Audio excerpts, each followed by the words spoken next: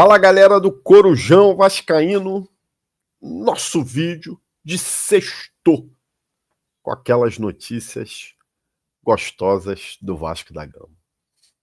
Vou começar hoje com a mais gostosa de todas, falando dele, do grego, do Marinakis. Olha, gente, o que já se falou desse grego há quase um ano. A gente vem ouvindo falar de grego. Já se falou de italiano, de russo, de chinês, de árabe, mas o grego sempre foi o top one, né, que ia comprar o Vasco da Gama. E eu aqui no canal sempre disse, não existe grego, não tem grego nenhum para comprar o Vasco. Pedrinho não quer vender o Vasco. Essa galera que está aí, o projeto deles é de poder.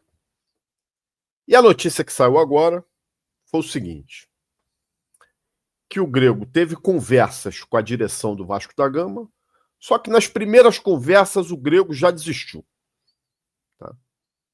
Aí eu fico perguntando aqui, o que falaram para o grego ter desistido tão facilmente assim?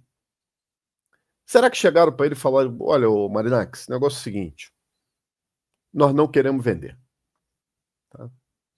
O seguinte, Marinakis, vai comprar o São Paulo, né? Compra a base do São Paulo, fala pro teu filho que aqui não vai dar negócio.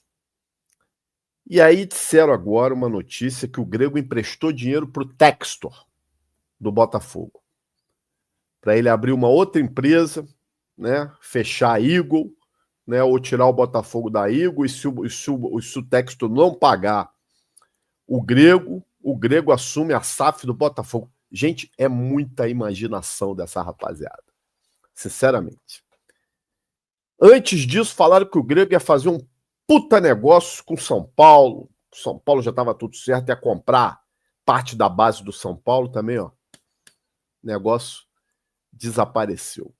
O fato é o seguinte, meus amigos. O presidente Pedrinho, na última entrevista, disse que não tem conversa avançada com nenhum investidor, mas reafirmou a vontade de vender o Vasco. O Carregal, um pouco antes, Felipe Carregal, disse que havia um investidor com negociações avançadas.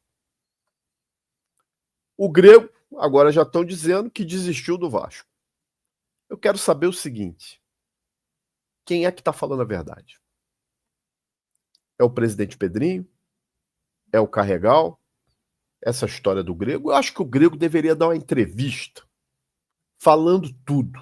O grego não tem papa na língua. Vocês que são aí os jornalistas bem influentes, que tem contato aí na Inglaterra, devia conseguir uma exclusiva com o grego, já que o grego não vai comprar mais o Vasco, para ele jogar no ventilador aí tudo que ele sabe, tudo que aconteceu, se realmente ele chegou a negociar com o Vasco, se ele desistiu e por que desistiu.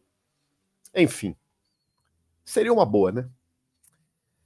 Bom, gente, notícia que está permeando aí o dia inteiro, inclusive no vídeo de ontem, a capa do meu vídeo de ontem, foi dizendo que esse boneco aí, o Andrés Gomes, não vem mais.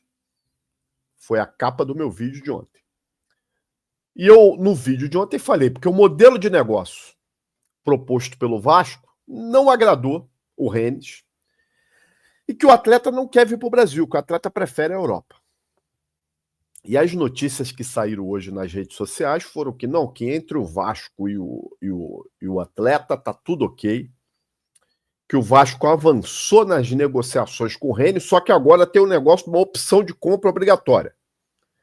Que o Vasco fez uma proposta de empréstimo em torno de 500 mil euros e que seria uma opção de compra em torno de 7 milhões e meio de euros.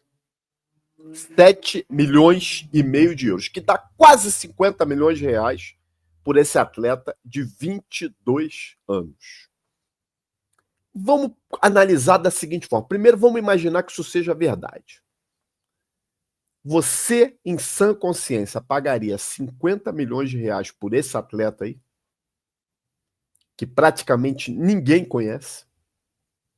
Que é um atleta que dizem que performou muito bem lá no campeonato americano, que, vamos ser sinceros, é uma baba, e que na França virou um coadjuvante, nem titular é. Ele entra e sai em alguns jogos. 50 milhões de reais, gente. Para quem outro dia não tinha dinheiro, o dinheiro, graças a Deus, caiu do céu, apareceu. O fato é o seguinte, meus amigos, eu continuo com a minha informação, tá? Evidentemente, as coisas no futebol, elas andam muito rápidas e podem mudar. O Vasco pode fazer uma proposta melhor. A informação que chegou, inclusive, que o jogador tinha acertado com o Vasco, ganharia 40 mil euros a mais do que ele ganha na França, e eu fui atrás do valor de salário dele lá no Rennes.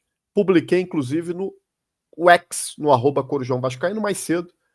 O salário que ele ganha no Rennes é de 70 mil euros mês. Isso dá em torno de 450 milhões de reais.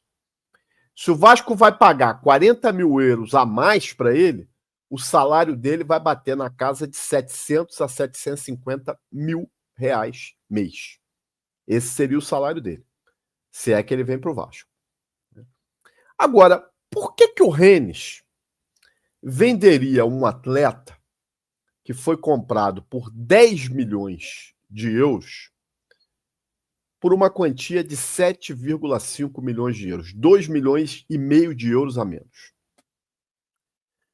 A única explicação que a gente pode ter plausível sobre isso é que o Rennes quer se livrar desse jogador. Investiu 10 milhões, ele não performou. Peraí, pintou alguém aqui que quer pagar 7 milhões e meio de euros. Vende logo. Se livra logo desse pé de rato. É a única explicação plausível para isso. Se é que essas informações são verdade. Volto a dizer, por enquanto eu fico com a minha. Que ele não vai vir para o Vasco. Vamos aguardar. Bom, nesse sábado, 18h30, nós temos o jogo contra o Mirassol, fora de casa, lá em São Paulo, válido pelo Brasileirão, e o Vasco precisa da vitória, porque só a vitória mantém o Vasco fora da zona do rebaixamento, sem depender de nenhum resultado.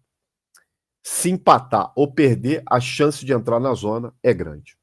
Coloquei na capa do nosso vídeo hoje o Verratti dizendo que é a hora dele se reerguer, porque a gente sabe, tem acompanhado, que o Verratti não vive o seu melhor momento. Muita gente questionando se o momento do Verratti não está ligado a desgaste. O que eu acho que pode estar ocorrendo. O Verratti joga todos os jogos e quase nunca é substituído. Um jogador de 37 anos e que não dá para reclamar, é um jogador que se doa bastante, corre, vai para a defesa, vai para o ataque, né, dá pique, às vezes no final do jogo, é um cara que se doa. Isso aí ninguém pode reclamar do Verratti, ele não se esconde, ele corre, mesmo com as limitações dele. Será que o desgaste físico realmente tem atrapalhado o desempenho do Verratti? Eu acho que pode ser uma das explicações, sim, para isso. O fato é que atacante vive de gols, né? Ele fez até um gol contra o Del Valle, no empate de 1-1, mas durante os jogos, o que tem se visto é o Verratti perder chances claras de oportunidades de gols que ele não perdia há pouco tempo atrás. Muita gente já questionando a titularidade do Verratti. Eu muitas vezes digo que às vezes não acho que determinado jogo é jogo para o Verratti, né? Uns sim, outros não. O fato, meus amigos, é que amanhã vai ter Verratti em campo, com certeza. A gente tem como desfalques certos o goleiro Léo Jardim, que foi expulso contra o Internacional, e o Paulo Henrique, lateral direito, que tomou o terceiro cartão amarelo. O resto está todo mundo definido. O Fusato vai pro gol. Eu acho que é uma boa oportunidade da gente ver esse goleiro reserva aí do Léo Jardim. Eu acho que deve ser um bom goleiro, né? Então vale a pena testar. E na lateral direita, eu até botei aqui a escalação que eu acho que vai para o jogo amanhã. Que seria o Fusato, o Puma Rodrigues, eu acho que ele vai de Lemos e Freitas na zaga, o Piton, Hugo, Tietê, Davi, Ryan, Nuno e Verratti. Não acredito que ele vai entrar com Coutinho logo de cara. Acho que o Vasco está tomando cuidado nesse retorno para evitar novas lesões do Coutinho. Acho que ele vai dar mais minutagens para o Coutinho, mais do que teve no jogo passado contra o CSA, mas não acredito numa entrada no time titular. Em relação à lateral direita, o óbvio é colocar o Puma. Eu até falei no vídeo de ontem, de repente, de uma possibilidade de entrar com o JV na lateral direita. Que eu, inclusive, falei, é uma situação polêmica, eu preferi o JV, com todos os problemas do JV. Muito por uma questão física, de velocidade do JV. Né? E o Puma, a gente sabe que não joga há muito tempo também. O JV está com mais ritmo de jogo do que ele. Então, eu acho muito arriscado entrar com o Puma num jogo fora de casa, num time como o Mirassol, que está performando muito. O Lemos e o Freitas, que fizeram um bom jogo contra o Internacional, eu acho que vale a pena manter. Né? E tem algumas pessoas na mídia dizendo que talvez ele pudesse poupar o Nuno. Que o Nuno é outro jogador, como o Verratti, que parece que está muito desgastado e não vem fazendo boas apresentações. Em caso de poupar o Nuno, aí sim, ele joga o David para a ponta esquerda e coloca o Coutinho centralizado. É as únicas coisas que dá para fazer. Não dá para mexer muito nesse time. Né? O que dá para fazer contra o Mirassol é isso aí. As dúvidas estão realmente na lateral direita, se vai jogar realmente o Puma, né? E se Coutinho entra no lugar do Nuno ou não. O resto é a mesma coisa. Né? Não tem o que fazer. Eu acho que Lemos e Freitas também é incontestável. Agora, na cabeça do Diniz, passam outras coisas que não passam na nossa cabeça. O fato é que o Vasco, pós-mundial, fez 6 jogos e não venceu nenhuma. Está na hora de vencer. Nós não entramos na zona do rebaixamento ainda porque tem time pior do que o nosso.